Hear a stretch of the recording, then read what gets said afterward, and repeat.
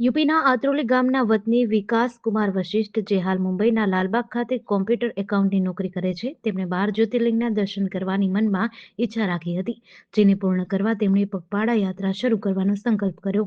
પ્રથમ સુરત પહોંચી તેમણે ત્યાંથી પગપાળા યાત્રાની શરૂઆત કરી હતી. સૌપ્રથમ સોમનાથ મહાદેવના દર્શન કર્યા બાદ વિકાસકુમારી દ્વારકાધીશ સુધી પગપાળા જવાની યાત્રા ચાલુ રાખી.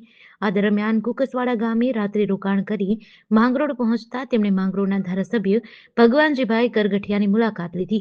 ધારાસભ્યએ તેમને પૂછ્યું કે ગુજરાતમાં આવીને કેવું લાગ્યું, તો વિકાસે ગુજરાતની પ્રશંસા કરતા કહ્યું કે ગુજરાતના લોકો ખૂબ જ અતિથિ પ્રેમી છે. અહીંનું વાતાવરણ અને આત્મીયતા અદ્ભુત છે.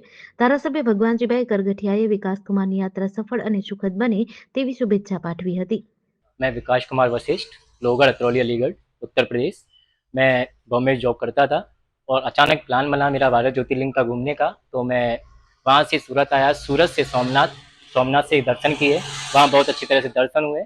खाना प्रसाद वगैरह सब कुछ अच्छा था, आने जाने में कोई दिक्कत नहीं हुई। और मैं सोमनाथ से पैदल चलकर मैं मैंगरोल पहुँचा। मैंगरोल मैंने बीजेपी एमएलए जो यहाँ से अभी एमएलए हैं उनसे मैंने मुलाकात की और बहुत अच्छा लगा यहाँ मिलकर सबसे। और रास्ते में भी सभी लोग अच्छे थे, कोई मुझे परेशानी नहीं हुई है। और मैं यहाँ से सीधे अपने नागेश्वर होते हुए, द्वारका होते हुए अपने पूरे 12 ज्योतिर्लिंग के दर्शन करूँगा और आशा करता हूँ कि मेरे रास्ते में कोई रुकावट ना हो और दर्शन बहुत अच्छी तरह से हो।